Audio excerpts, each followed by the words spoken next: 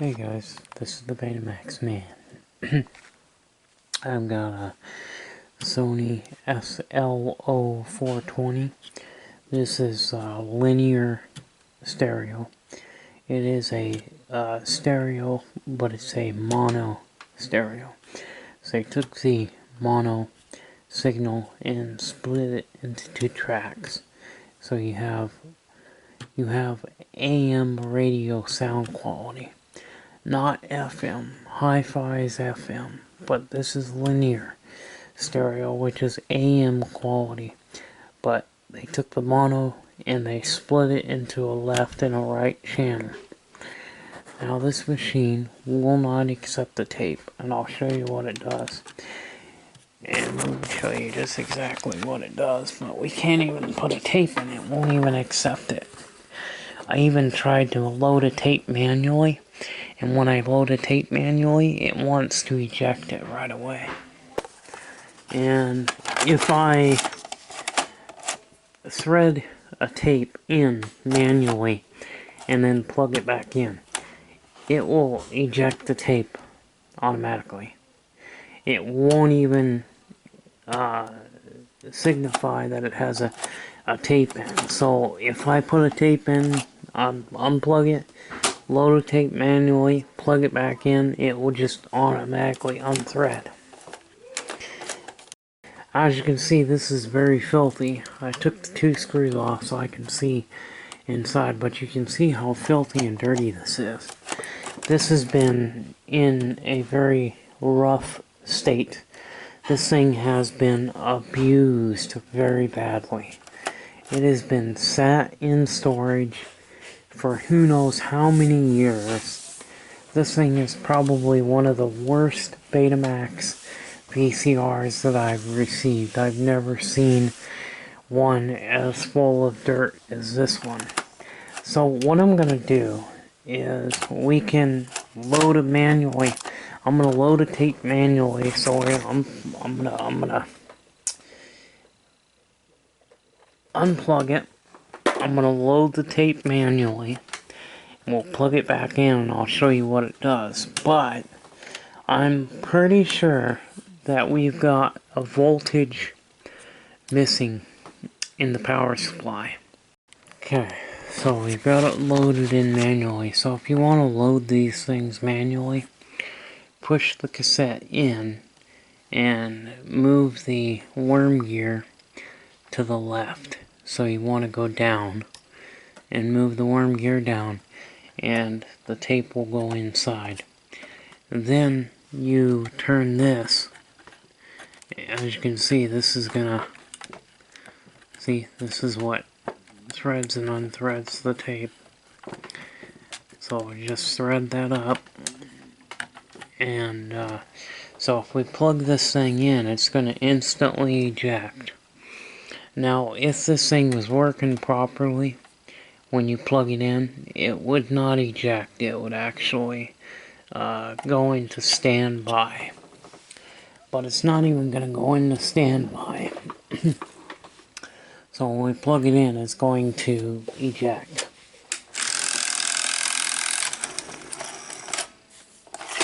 And that's what happens. But when you try to put a cassette back in, nothing. Now notice, my counter is not even coming on. The only thing I have is the VTR light coming on and off. But I have nothing. Let's see if, see tape speed.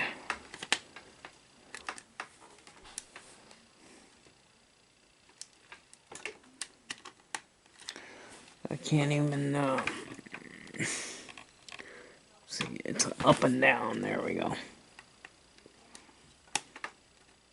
Well, I can change the tape speed, but I can't do anything else. So, this has definitely got a power supply issue. Now, there's also a door that's missing. There's supposed to be another door that is supposed to lift up that tells you that there is a cassette inside. So when there's a cassette in place, there's a door on the bottom here that will actually supposed to slide up that says cassette inside. Well, the door on this is missing. So somebody has definitely been into this machine. And yeah, this thing is not even powering off at all. It will not do anything. Now, I have a SL 2500 parts machine, and it has a perfectly good power supply in it. So I think I might just swap out the power supplies. But I may just go ahead and look at the power supply that's in this one just to see what might be the problem. It could be capacitors. It could be a voltage regulator. It could be a variety of different things. I'm thinking the way this is acting and behaving, it acts like there's like a voltage regulator that's went bad. Because we're not getting... See, I was able to power it on and off when I first got it today. Before I went to work, I powered it on just to see what it would do. And it would power on and off. Well, now it won't even do that. So, it's definitely got an issue with the power supply. So I gotta swap out the power supply. And once I do that, this thing will come to life. So, I think we can save this patient. At least I'm going to try. I'll do what I can. But my knowledge and experience is telling me that this has a severe power supply issue. And that's why it's not accepting cassette. So I'm pretty much almost positive that it's a power supply issue. And another thing is, like, okay, it won't power off, but it should have a counter. So if this thing was really turning on, it would have a counter. And the fact that it doesn't do anything, you can sit there and do that all day long and it won't do anything. It's not. So I don't remember exactly how the power supply comes out on these, but we'll figure it out. Now, also, these machines have been known to have capacitors that fail on this circuit board. This section of the board is what controls the motors for the loading and unloading, such as insertion of a tape. It operates this motor and this other motor here, and it's controlled by this section of the board, if I remember right. It's been a while since I worked on a 711D, so, but I do want to kind of take this power supply out and kind of dissect it and just kind of see what might be going on with it, because I think we can fix this one. I think I can get it going. You know, let me show you the back of it, because the back of it is pretty neat. Just basically because, like I said, this is a linear Dolby, it's a Dolby stereo, is what they call it. So you've got the mono signal is actually split into two channels. And this one says channel 2, which is the right, channel 1, which is the left. So it just splits, and look how dirty and filthy this machine is. So this thing is probably went out on, it probably stopped working, and somebody just decided that they were going to just throw it in storage. You can see it's been stored in storage for quite some time. What I don't like about working on these things is these double-sided circuit boards are a pain in the ass if you're trying to service one of these things. Yeah, This thing has BNC connectors instead of the regular RCA. Now on the SL2500, the audio jacks are a mini plug, but on this one it's got the real RCA connectors, and it's got the RF in and out. RF is your coaxial cable. This has a plug-in for a wired remote, so you can plug in a wire remote, and this thing will operate.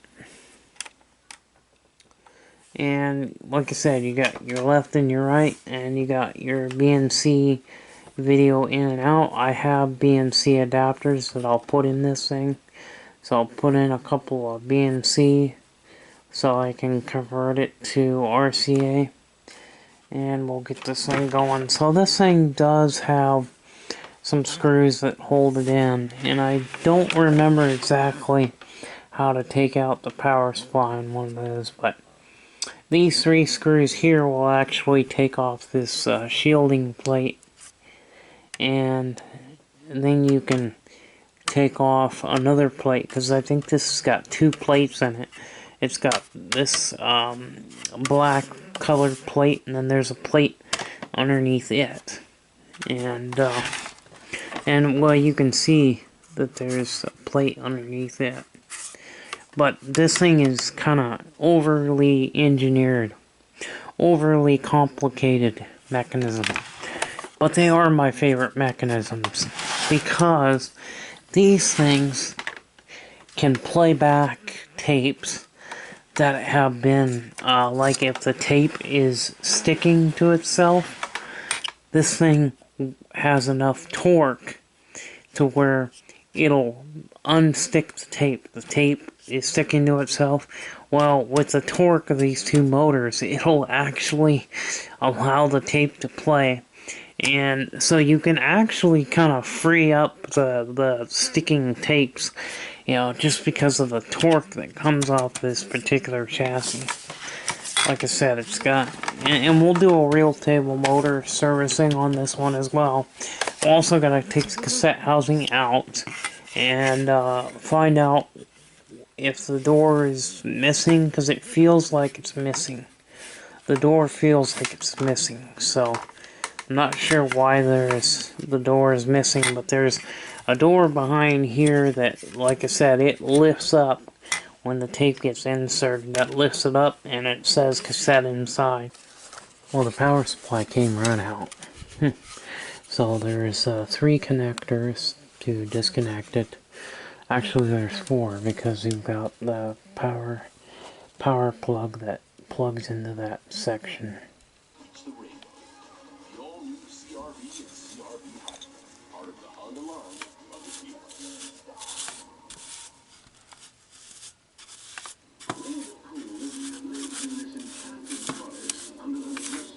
Well, guys, believe it or not, I am making some progress. Now, I wasn't filming it when I got this thing working, but I was able to get this thing to accept the tape, play, fast forward, and rewind. And then I got dinner, I ate dinner, and I come back, and the switch has failed again. There are 2 switches on the cassette housing mechanism that have to be cleaned. This VCR is so filthy and so dirty. There's so much dust, there's so much dirt on this thing. But now when I try to insert tape, it wants to thread because it thinks the tape is already in. So the tape's already, it thinks the tape is already in. And the belt is slipping, so I'm going to put a new belt on there. This belt is in pretty sad shape. Luckily, I have some new belts. I have brand new belts that I can put on this.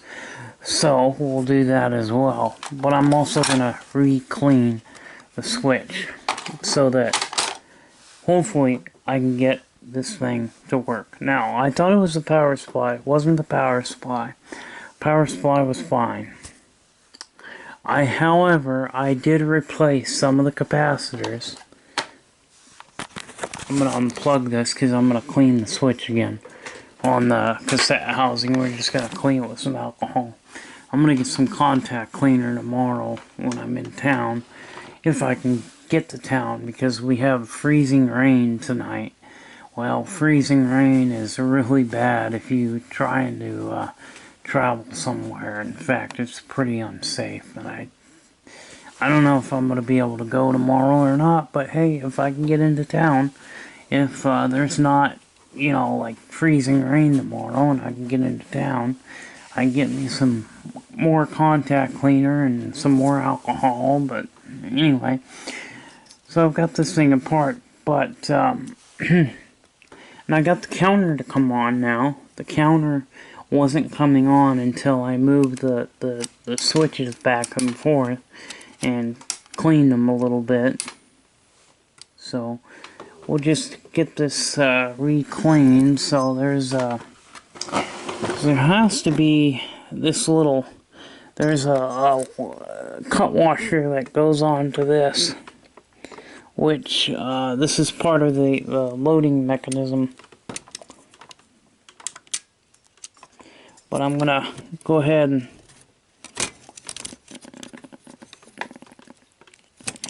get this cassette housing back out. But yeah, so I cleaned the two switches and I was able to get this thing to accept the tape and load and everything and play. But now when I want to film it, it's failed again. So the switch is still dirty and the switch is still malfunctioning. Also, if the threading goes back too far, if this tape guide goes back too far, then when you push the tape in, nothing's gonna happen. So it has to be at the right position. So there's actually a switch that comes on. You can hear the clicking sound. So when I go back,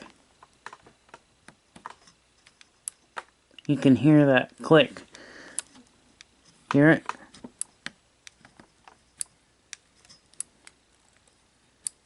You can hear that clicking sound. So if it goes past that, then it's not going to load. But let's get this out and I'll show you the switches that have to be cleaned on these, and that will solve a lot of the problems with loading and unloading a cassette, because the 711 D Chassie has a very major issue with the tapes not accepting tapes.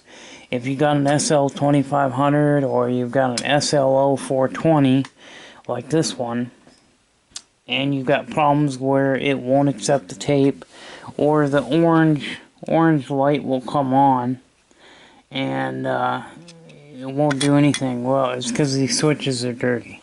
Either the switch is dirty or the switch is bad. So let's just get this out of here and I'll show you the switches. There's two switches. There's a switch that's there and another switch that's down over here. And these switches, they get dirty and they cause issues with the tape loading. So here's the second switch over here.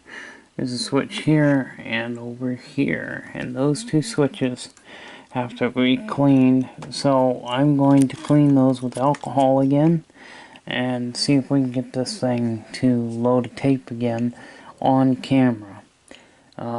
So here's what I'm going to do. I'll get my little rubbing alcohol. I don't have much left, but I have enough, so I need to clean the switch and just clean them and get them all switch clean, and then you have to activate it. So I've got a screwdriver here that we're going to activate the switch. Or, this ain't a screwdriver, but it'll work.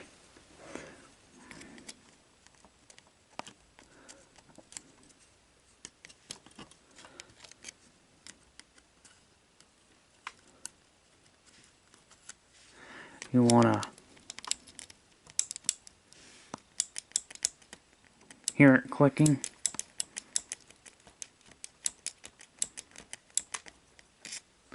And then the switch over here.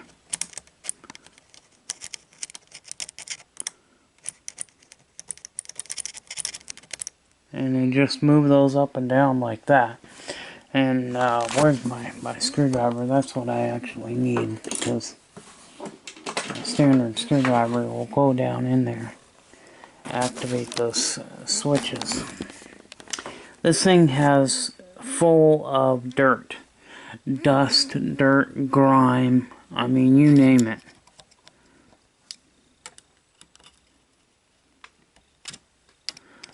So get to the stupid switch. How did I get to it before? Anyway, but we'll activate the switches here.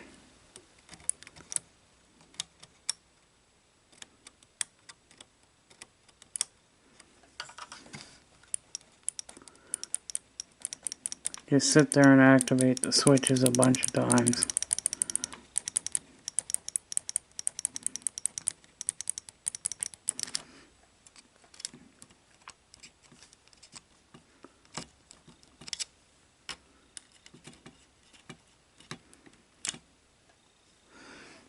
And then I gotta get to the switch here.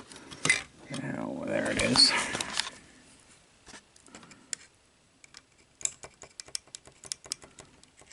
This is the switch that detects that a tape has been inserted.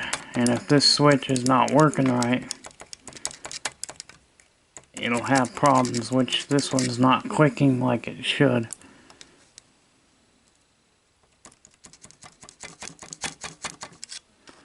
Might be because it thinks, oh, it's because the tape basket's too far back. Or too far forward, I should say. Cassette basket's too far forward. Or there we go. Yeah, let's get it. We'll move that forward a little bit so I can get to that switch to activate it.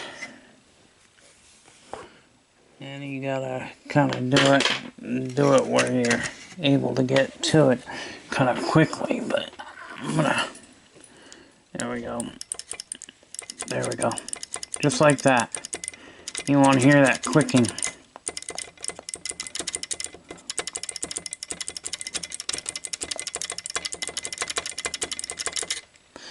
I'm gonna put a little bit more in there, a little more alcohol.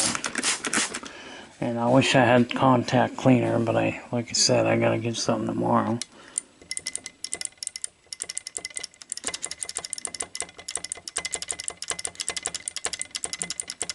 Just activating the switch multiple times.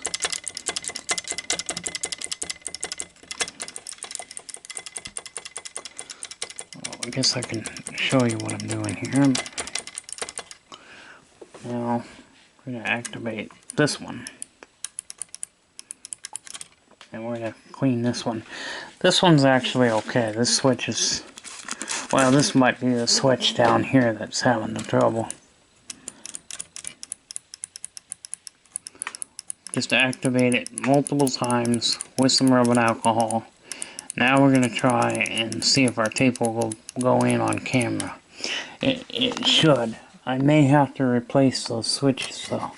I hope I don't have to, but I may have to in order to get this thing to work. But I had it working, and I wish I would have just filmed it, but this thing has sat for so many years that everything is caked up.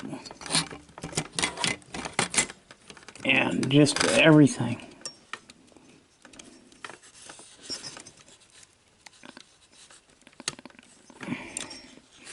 we'll put that lever down there, and I'm not going to put the cut washer in there until I know that it's working good, because if it doesn't work good enough, then I'm not going to put it.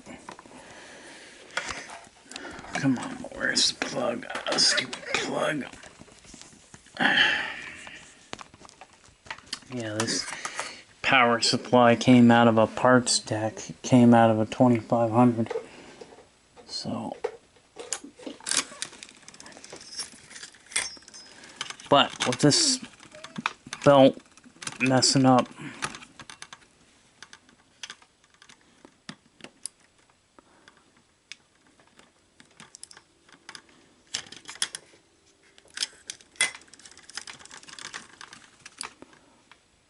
there we go. Alright, let's see if we can get the tape to go in now.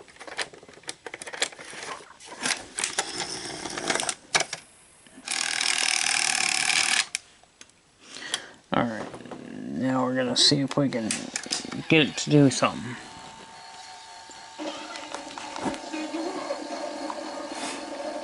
Which it is.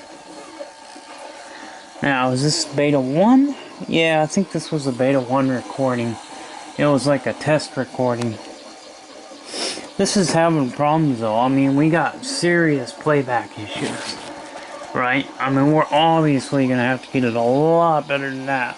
But we are getting there. So we've got a servo problem, for one. Got a serious servo problem, so let's...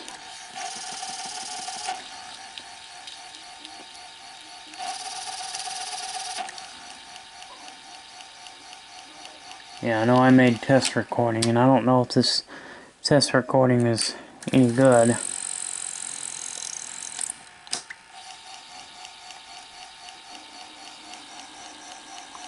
Oh yeah, I can hear that tape slap. Slap, slap, slap, slap.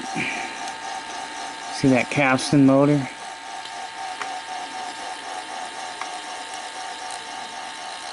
Ooh, that tape's not in good shape either. This tape is very bad. I'm surprised we're getting any kind of a picture at all. First of all, I should probably clean that.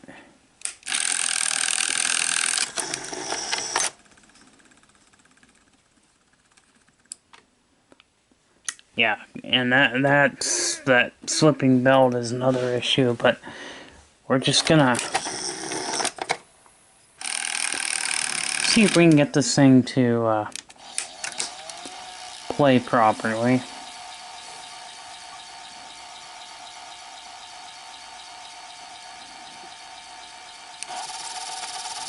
Probably clog the heads there. There we go. So I could hear the reel table motor needs to be fixed. The reel table motor is having an issue. But at least we've got it to where it's starting to activate. The tape is now going in. This is what it was doing. And then I ate dinner, and then I come back, and it's like, it stopped doing it again. So, but I've got a brand new belt that we'll put on there, so let's put a new belt on there as well. But let's get this thing, I'm going to see if I can get this thing to operate correctly. These machines, okay, if they are working correctly, the 711 D Chassie is the most interesting, coolest, neatest mechanism Sony ever made. I love this chassis. Yes, this chassis had issues, but working correctly, and it's neat.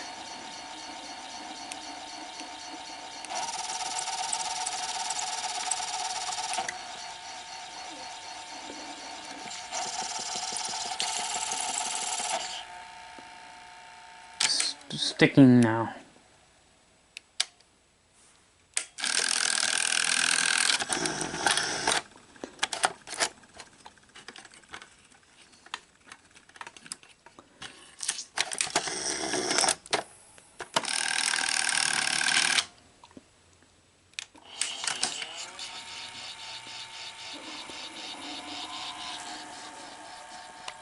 See, with servicing of the real table motor, will get that thing to play like it's supposed to. Because right now it's playing in Beta 1, because this is a Beta 1 recording.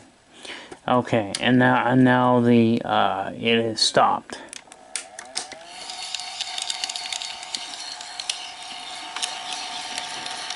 So this thing is not behaving very well, is it? Yeah, I think we've got some stiction problems as well, but hey, we're getting there, right? At least you guys get to see what this beautiful piece of shit, beautiful Betamax 711 D Chassis can, well, not do at the moment.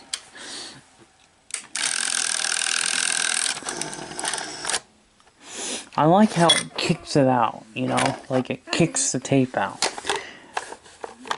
They had a lot of problems with the cassette housing.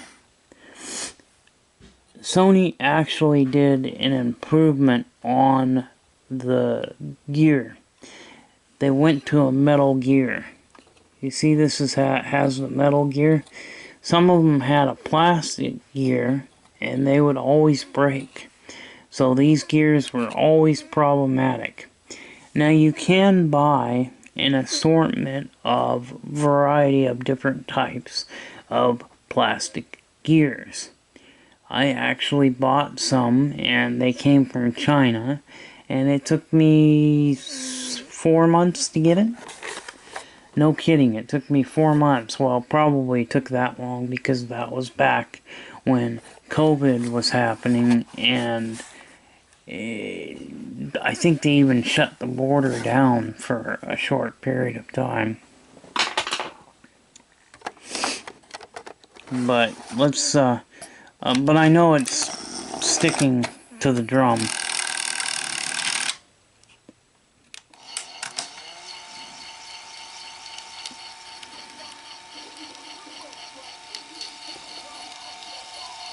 But it's driving okay.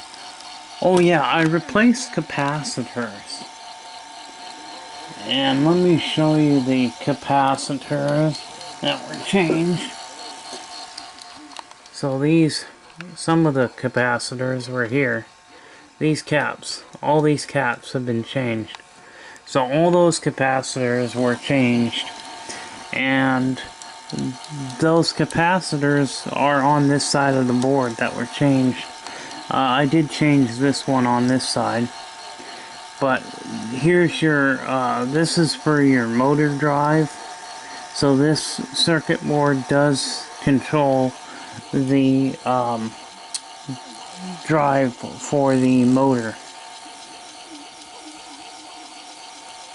Now, this is a Beta 1 recording, and I don't know if this thing was even playing properly. But yeah, I made a test recording in Beta 1.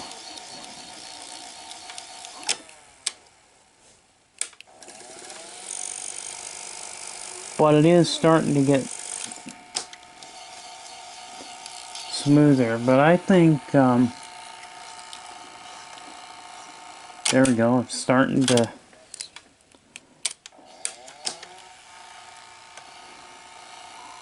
Yeah, it's starting to act like it's supposed to now. So I'm just going to let it play for a while. We're going to see if we can get this problem to kind of work its way out. We are going to do a real table motor servicing. I think we just clogged the head.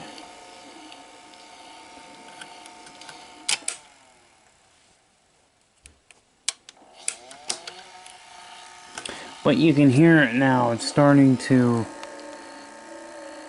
Yeah, it's starting to act like it's supposed to.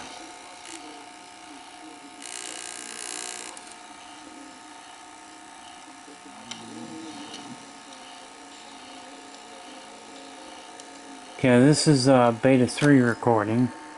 So this is the end of the Beta 1 recording.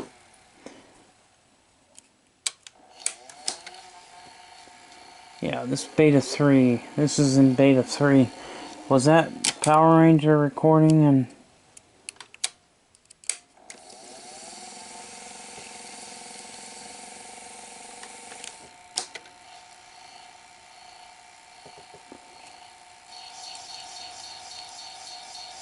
Yeah, that was in Beta 1.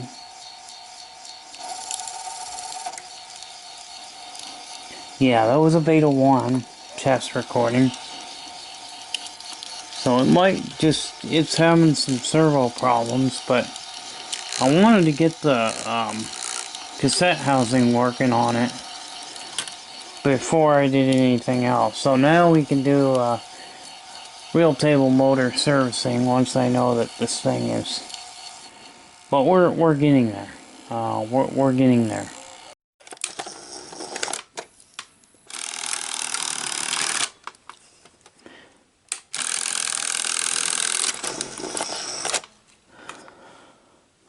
But it is working. It is doing what it's supposed to. However, this wire is not. Oh, what? This doesn't look right. I mean, it's working, but the wire is not supposed to be loose like that.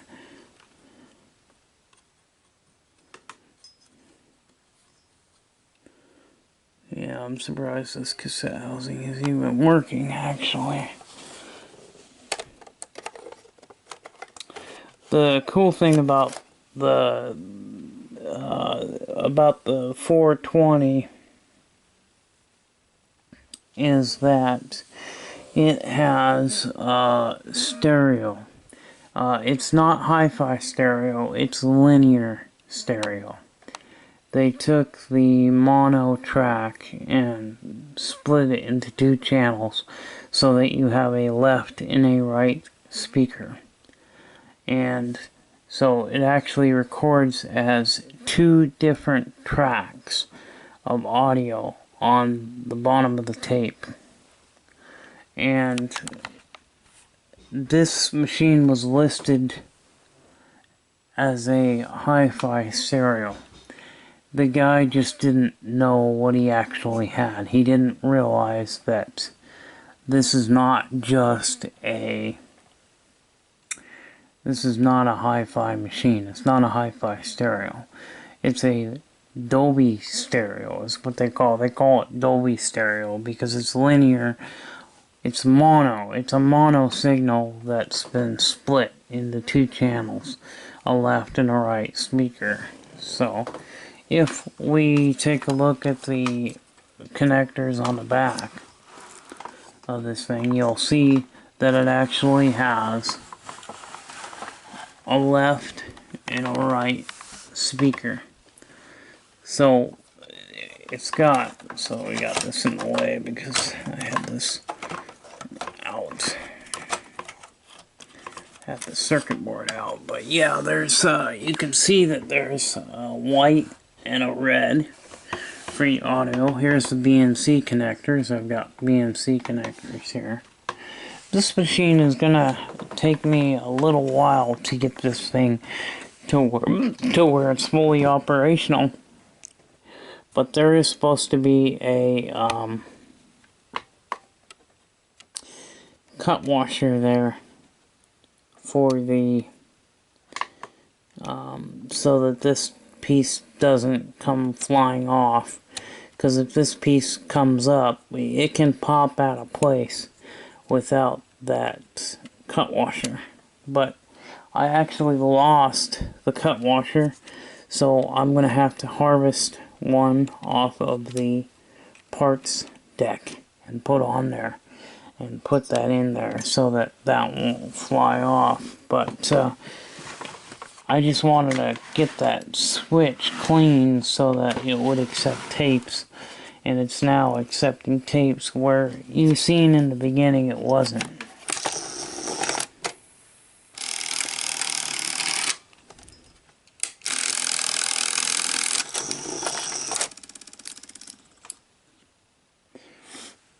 And but we'll take that off as well. But I think now that we've got that going, yeah, we can reset the counter. And now if we go to clock, it'll go to clock. Now if we go to counter, it'll go to counter, dim, or bright, beta 2 or 3. You got beta 3 or Beta 2. You do have Dolby noise reduction, so it does have, let's see, where's the noise reduction? Because it does have a switch for Dolby noise reduction. Yeah, beta noise reduction right here. BNR stands for beta noise reduction. Off or on. And I'll turn that on. MPX filter off. Or the RX. So what is that RX filter? I don't know what that is. And then you've got microphone for the left and the right. And actually, you can actually record audio on the left side, and then you can record a completely different audio signal on the right. So this thing does have the ability to insert audio from either the left side, just the left side, or both the left and the right side, or vice versa, just the right side or both. Or do you want two different? Say you want music on the left side and a voiceover dub on the right side. So you would still have music, but yet you would also have your voiceover if you wanted to. So this machine is cool. I want to make some recordings with this machine. When I get this thing working properly, when it's all fixed, what I'm going to do is make a recording. I'm going to make some recordings in Dolby Stereo and let you guys hear the difference between the Dolby Stereo and the hi-fi stereo, because the Dolby Stereo will be picked up by a hi-fi stereo machine. You can play it, like say in my SLH of 1000. So if we made a Dolby stereo tape, we could play it back on my 1000 and it will play back that Dolby track, that Dolby Stereo track, and it'll play it back. But what it would be interesting is to do like capture of the Dolby Stereo, the linear stereo, and hi-fi stereo, and let you guys hear the difference. But I think that Dolby Stereo is way better than mono. Yes, Dolby Stereo is mono, but you have two tracks, and you have noise reduction. So it really does take away some of the problems that you would have with a tape hissing, or that light buzz sometimes you hear with the mono recordings, the tape hiss. So pretty interesting.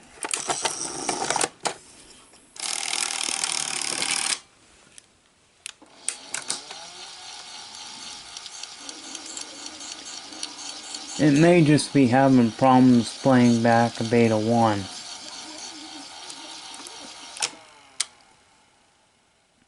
I don't know. But this thing does play back.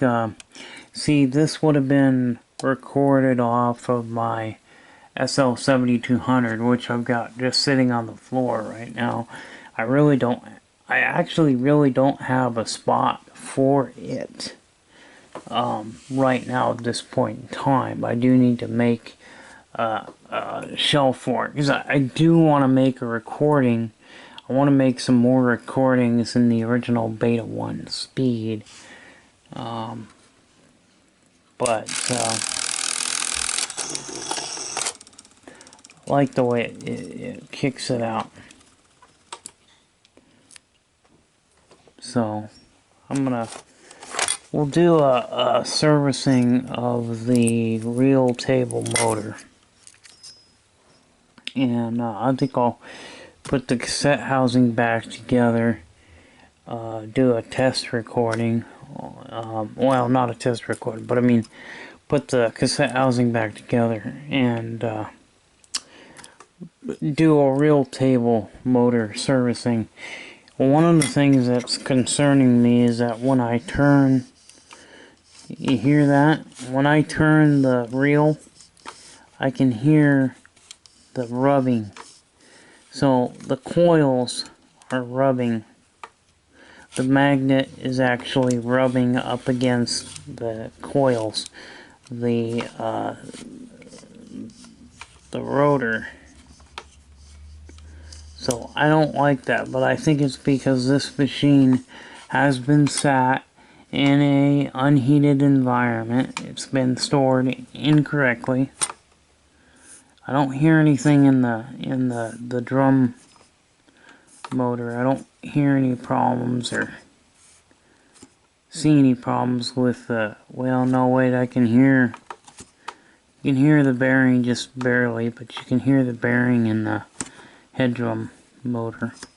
So we might need to change that as well, but this is probably going to be a 2 or maybe even a 3-part video, because this thing has more than just not accepting the tape problems. It was having problems with not accepting the cassette. It's having servo problems. It's got a slipping belt. So it's got 3 problems right off the bat that this thing has that needs to be addressed. And it's something that I will address. So once we get those addressed, then hey, you know, we're pretty well golden. So I think there's another capacitor that I need to change on this circuit board, but you can see the new ones that I put in. So these 2 have changed. I changed this big guy right here. This is actually 16 volt at 1000 microfarad, and I replaced it with a 25 volt at 1000 microfarad. I always keep the microfarads the same. There's a 50 volts cap that was changed. This one I haven't changed yet, but I'll change that one, because that's the only one on this board I haven't changed, is this one down here. But there's a 50 volt at 1 microfarad. There's 16 volt at 47, which replaced it with a 25 volt because I'm out of the 16 volts. I think I got 2 16s at 47 left. But I love this machine. I just love these machines because I've been wanting an SLO 420 ever since Provnot's Tech had one.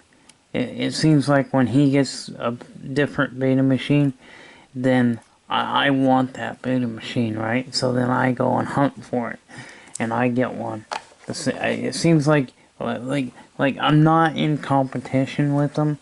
I'm not trying to be in competition with him. Some of the beta machines that he does show on his channel are really neat machines. And they're machines that I've been after for a while. And he just kind of gives me motivation to find that model and get that model. Of course, I'm sure he gets his beta machines a lot cheaper than I do. Because I end up paying $100 for broken machines, and then I have to fix them, and then I resell them. So I do got a customer that wants to ship in an SL50. I think he had an SL5200 that he needs to have fixed. So I've got a 5200 that's possibly coming in for repairs. And from what he was describing, it sounds like the control track was not working because he's not getting a counter. Well, that means the control track's usually not working when because if you've got sound, but you've got no tape counter. Well, your counter's not, I mean, it just sounds like it might be a control track problem, but it may not be. But the 5200s are known for having servo problems. The light blue Sanyo capacitors on those machines, they do fail, and they fail quite often and need changed.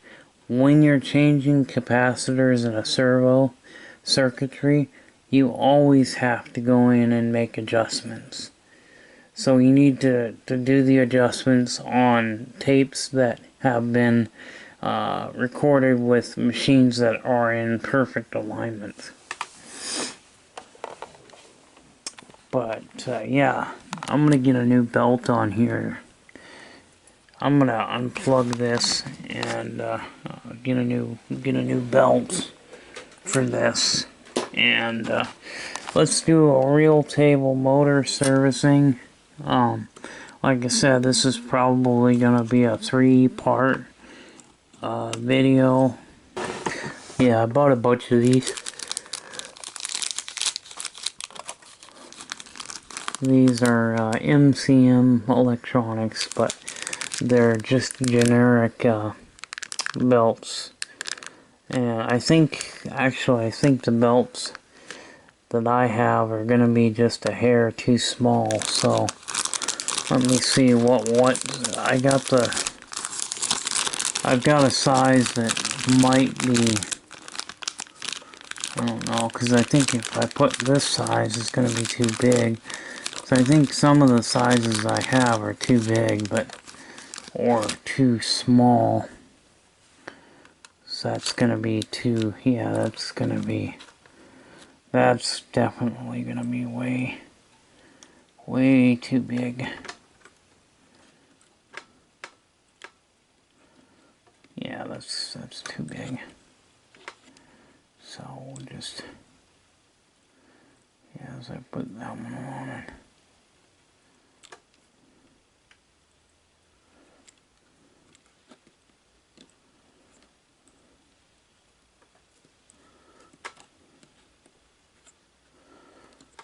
So that one, the smallest, the other one I got is gonna be too small, I think. Yeah, so I'll probably have to order a different size, because yeah, I think that's gonna be too, that's probably gonna put too much pressure, too tight. That's probably gonna be a little too tight. I think I've got a used belt that might work, so I think I do have a used belt that would work, but yeah, I think that will be a little too tight, but let's just see if that might work.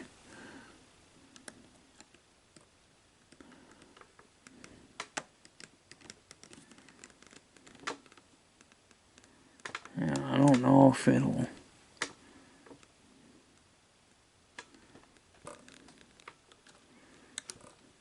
I'll put it on there with 2 hands is what I should be doing.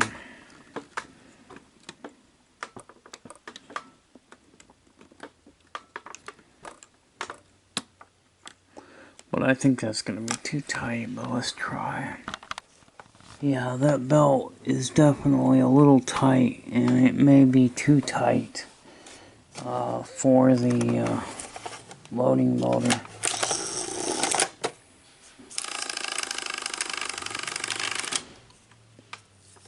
Or maybe not.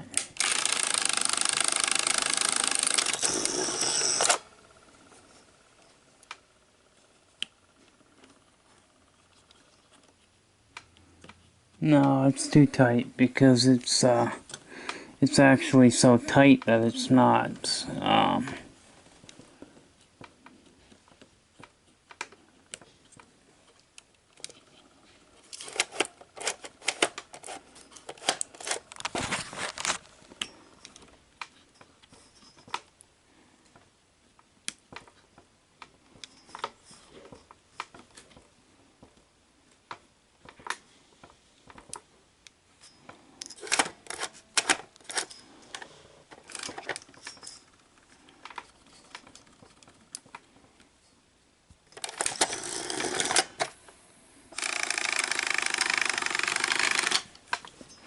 Yeah, it's a little too tight, so I am going to have to order a belt for that before I can actually put this thing in use.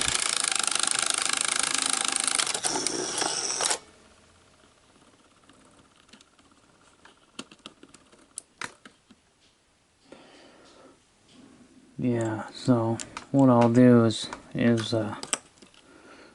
we'll get a new belt. We'll put a proper belt in there, but the problem with buying these random belt sizes, you don't know what size you're getting. You're really not knowing what you're getting, and but now I do have some used belts that are fairly close to the size that I need, so maybe I have a used belt that'll work until I can get a new one for it, because oh man, I thought I had some belts here, but maybe not.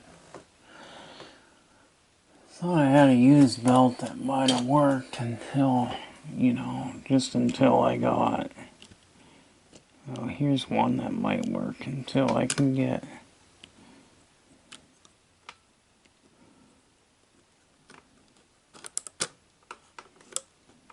yeah.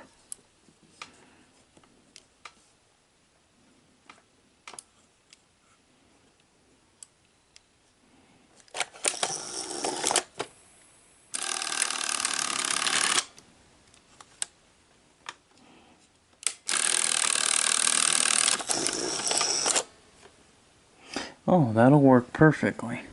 So that used one will work for now. So we do got a belt. We got a belt that'll work for right now. As far as working for right now, anyway. So that's going to work for us. So next thing we're going to do is do a real table motor servicing. I'm going to put these belts back. But yeah, these brand new belts. I do know that these two belts, the reason I bought a bunch of these is because these two belts are for the Sanyo beta cords. So they will work, and let me show you the two belts that I got here. But they will work on a beta cord because they got just a certain amount of size. So the two sizes that work. See, this is for the idler motor for the Sanyos, and this is for the other loading motor for the threading of the tape. Also, this common size is for the cassette housing as well. So that's why I bought a bunch of these, because these two sizes right here are very used. These are common size belts that are typically used in all Sanyo beta cords, and so that's why I kind of bought one of those. But looks like this belt's actually perfect because it unloaded it and then it put the guides back into the right place where they should go. So that's awesome. So we got something that works there. Now we'll do a real table motor service, and I'll clean the drum. I'll clean the head drum, clean the heads, and do the tape path cleaning and get this cleaned up, and we'll try a tape in there. Now that I know that it's not going to eat my tape, I can put a good tape in there and test it out with like a Beta 2 recording. So we'll do Beta 2, we'll do Beta 3, and then we'll do a testing of Beta 1 once we do the real table motor servicing. But I may have to replace the motors, those direct drive motors may have to be replaced because, like I said, you can hear that they are rubbing against the coil. Yeah, so we'll do a real table motor servicing, and we'll see if we can get this thing to play tapes properly. Plus we'll do a cleaning of the tape path, and it looks like this belt's gonna work. So that belt's gonna work really good on this. So sometimes I keep the old belts around because you never know when an older belt that may not be wore out, may not be dry rotted, It might be an okay belt to use if you need one. Sometimes you just save them, and you know, you can end up with belts that may work. So here's the bottom of the unit to service the reel table motor assembly. On this particular chassis, you've actually got 5 screws, one on each side, one in the middle, and then up there at the front you just got 2 of them. So we just need to remove those screws for the reel table motor, and we can what we'll do is we'll clean and re-oil the motor here, and I'll show you what to do. So we're gonna take the screws out, and the screws that come out of the reel table motor are gold, but they also have kind of a reddish colored thread to them, and or actually it's more of a gold color, somewhat reddish tint to them on the threads, but yeah. So they're I'm gonna separate my screws so I don't get them all mixed up. But this particular chassis used a lot of the same size, smaller screws. This is a number 1 screwdriver, Phillips screwdriver, number 1. Number 2 is too big. But yeah, you can kind of see the reddish colored threads with the gold topped screw. And we're going to show you just exactly what you want to do with this, and what you'll want to, because the 711D reel table motor servicing is a little different. It's the same principle, but it's different because this is definitely a different design and a different way of doing it. Now, with the fact that I'm thinking I'm going to benefit from maybe just replacing the reel table motor, because I can feel the rubbing. So I bet you we're going to find that the coils are going to be damaged. If the coils get damaged, it'll cause problems with playback. It'll actually appear to be it'll look like a servo problem. It may look like a servo problem. So just keep that in mind when you're doing that. Like I said, this video is going to be probably split into 3 different parts so that you guys can see what it takes to restore one of these machines, and it will allow you guys to get an idea as to what is needed to get a SL2500 or an SLO420 working, or an SL2700. The 2700 had hi-fi stereo. The 2700s are the same as the 2500, but like I said, it's got hi-fi stereo. So,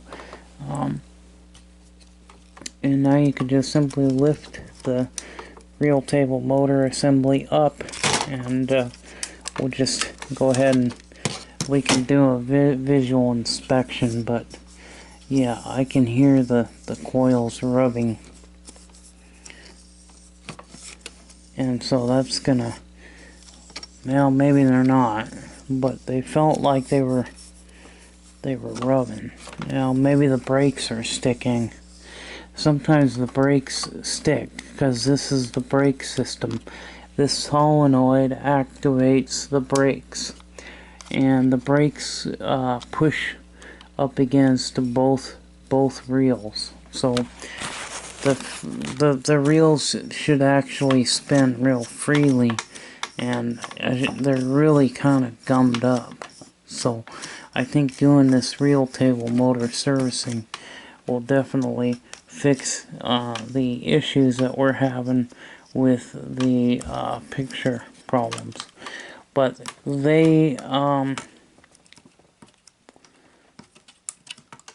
they're magnetically held in place.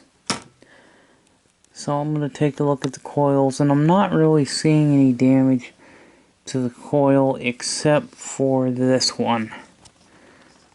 Yeah, I can see that this one's got, the glue has deteriorated. The glue's no longer holding the coil in place. So that's why I felt like it was rubbing, because the coils, the glue that's used to glue the coils in place have actually come apart, and you can see that you can spread the coil just pushing on that coil. You can see the movement and the vibration in there, so which that's not good. So you can see the old stuff that's coming off of the post. This is all coming off of this post here. So I'm just going to keep cleaning. I'm actually going to switch sides. So I'm going to soak this side and just kind of clean. And I'll take a paper towel and clean the magnet with alcohol to get those metal shavings off. And then we'll also take apart the spring-loaded brakes, and we'll also do a lubrication of them. So once you release the spring, this plastic piece will actually lift straight off. You can lift it up and it'll come right off. And it connects to the solenoid as well, so you can just take your pair of pliers and you can pull up on this and it'll snap on and off. This piece snaps on and off, and the solenoid basically goes, you know, in and out obviously, and the springs are what applies the brakes. But it's a good idea to put a little oil on the actual solenoid plunger itself. I've found that putting a little oil on the plunger and moving the switch in and out keeps the solenoid from sticking. But you can literally just pull straight up on the, it'll snap off. Any other time it does.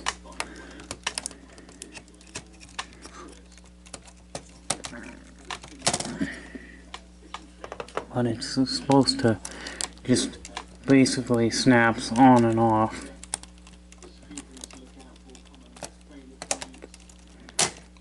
Just like that. Snap it off just like that. And then you got the little post. And this post will actually come right out. And you can put a little oil on the plunger here. This is the plunger actually. And the plunger, you can just stick it back in the hole. And that oil will kind of help lubricate it and keep it nice and free moving. Give it a good clean and then put a little oil on there and move it in and out like that, you know, and that'll kind of get that lubricated, and that solenoid will not have any kind of sticking problems. Now you can see where it just clips right onto there, you know. You just literally just clip it on there, and now the spring is back on, as you can see. And hey, you simply just, after you're done cleaning and putting oil on the posts, you just simply, now the bearing, sometimes the bearing will actually come out, so if you're pulling these up, your bearing may stay on the post, and so just put your bearings back in if they pop out. But Yeah, they do sometimes will pop out, but so and you just line them up. Make sure that they, you know, they spin real nice and free. And like I said, I'm gonna replace the reel table motor, so there's not really any point of me actually doing a service on this reel table motor, because the coils or the motors are rubbing against the coil. So it's not gonna be, you know, something that I'm gonna oil. I didn't put oil on it because I'm just going through the motions to show you guys how to service them. And what I will do is put a different reel table motor assembly, and I will service that reel table motor. Well guys, this thing is performing well. As you can see, this thing is all fixed, ready to be used. The only thing I've got to do is clean the video heads.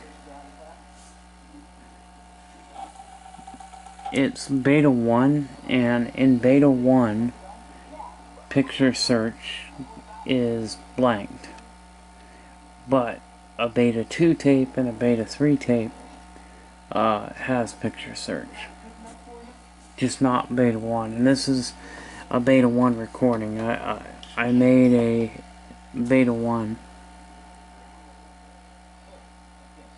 recording.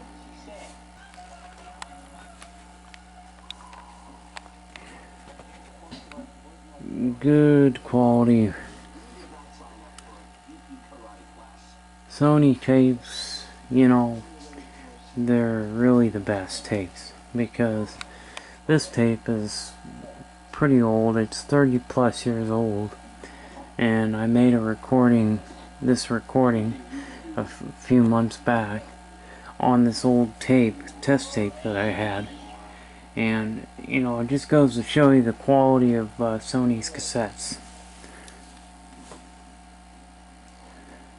Sometimes they will shed oxide every once in a while, especially if the tape's not in that great a shape. But they don't have the shedding that other tapes have, such as Scotch. Scotch and Fuji have been known to have problems where the oxide sheds onto the heads. But the Sonys, the Maxells, the TDKs, those are high top quality cassettes. Those are the cassettes that you would want, because they're very good quality cassettes.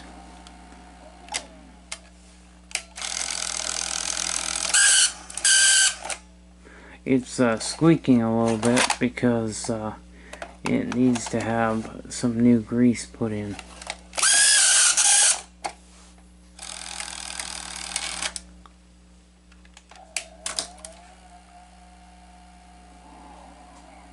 But it does have a tape remaining counter, which is cool. But I do need to re-lube the gear, re-grease the worm gear and some of the other gears in the cassette housing. So it's kind of making a noise. But otherwise, couldn't be happier with the way it's performing.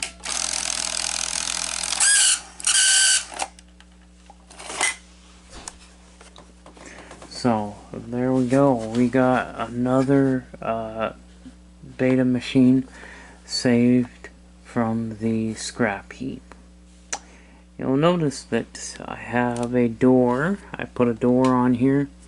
I had a parts deck, SL 2500 parts deck, which had a door on it. Which what I done was took the door off and put it on this one. Because I cannot stand seeing a Betamax machine without a door on it. And I don't typically like to buy machines without doors. because they just don't look good, and they look so terrible. And when you go to sell these things, like when I sell them, I want to have a door on them. You don't want to sell machines with no door.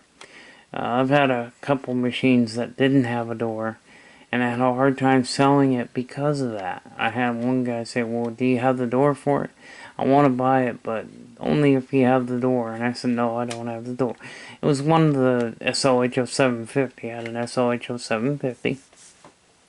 Had a door that was missing, and yeah, there was like 2 people that were going to buy it, but they found out I had no door to it, and they didn't want it.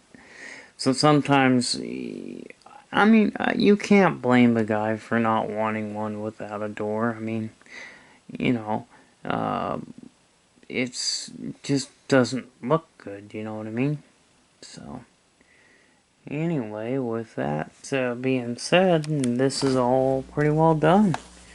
This beautiful piece of machinery is now fully operational.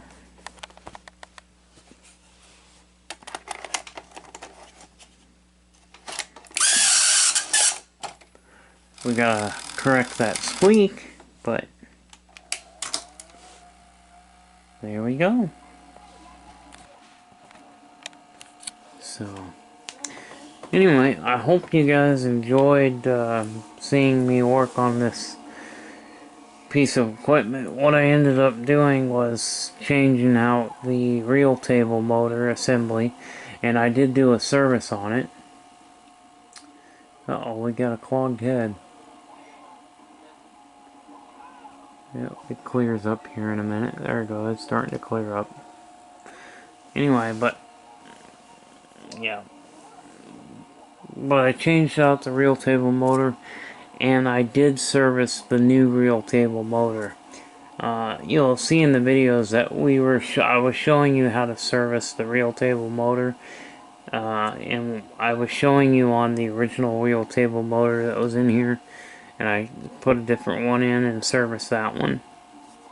Because the other one, if you remember me talking about it, where the coils were actually coming off of the board, the coils are glued to the board, and the glue had deteriorated. For whatever reason, the coils started to come off, and so the magnetic motor, the magnet part, was rubbing against the coils. So, and also I had a problem with the capstan motor. For some reason, there was metal shavings that had gotten onto the capstan motor and got in between the coil on it and the motor. And so, yeah, and I got the metal shavings off, but that was causing the capstan to make this really weird noise in playback. But now it sounds good, and it's great. It plays great.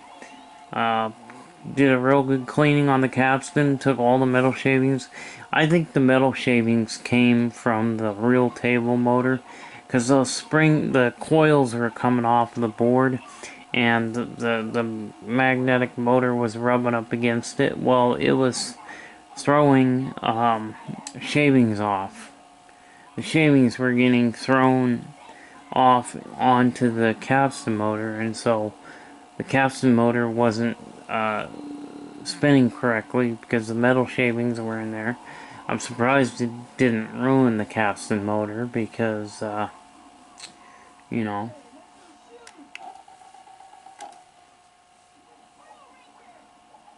But, yeah. Tape is, the heads are kind of like dirty. I'm going to have to clean the heads again. This tape is shedding its oxide. Pretty rare for a Sony to shed its oxide, but hey, it does happen. Depends on how bad the tape is, so. But I still gotta clean the heads, but I just wanted to give you a quick look with the top off and kind of show you what it looks like. Oop, there's a bad spot.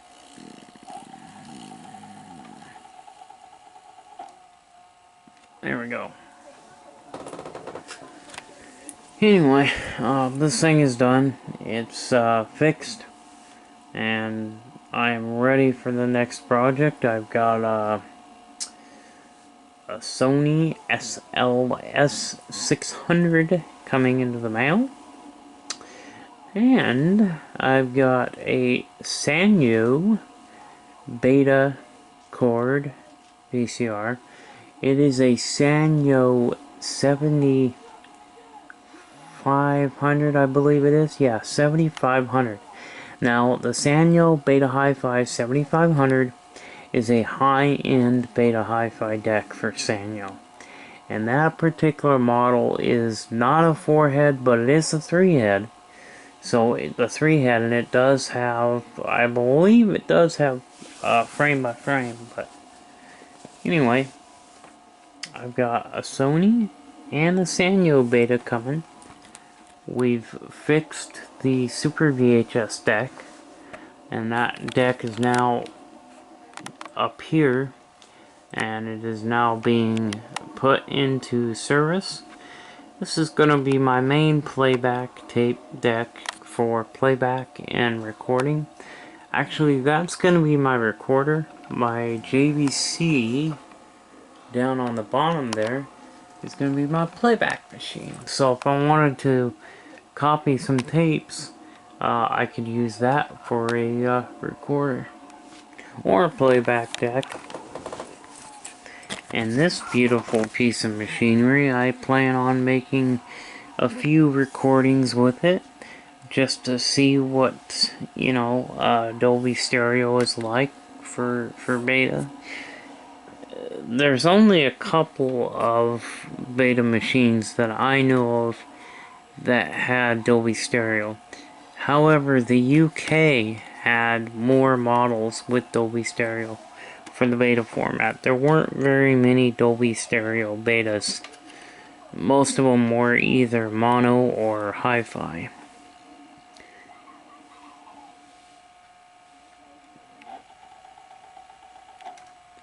Man, this tape is really bad.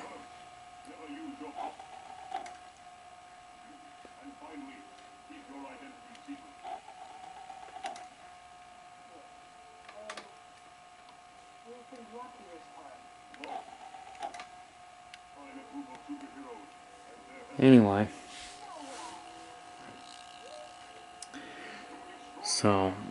but anyway, yeah, this has Dolby noise reduction, and it's got all kinds of stuff. So it really does have a lot of different features, and I'm gonna make sure that my Dolby noise reduction is on when I'm doing recordings. But I'm gonna basically have this thing working and have it recording a couple things. Might record a couple things. So anyway, I hope you enjoyed this video, and I hope you hit that like and subscribe button. And Merry Christmas to all of you. I hope you had a Merry Christmas and Happy New Year, and I hope you have a Happy Christmas and a Happy New Year. This video is going to be uploaded after the Super VHS video, so I started working on this before I worked on the Super VHS deck, but I just now finishing the SLO 420, so I'm just now finishing it. So anyway, see you later. Bye bye.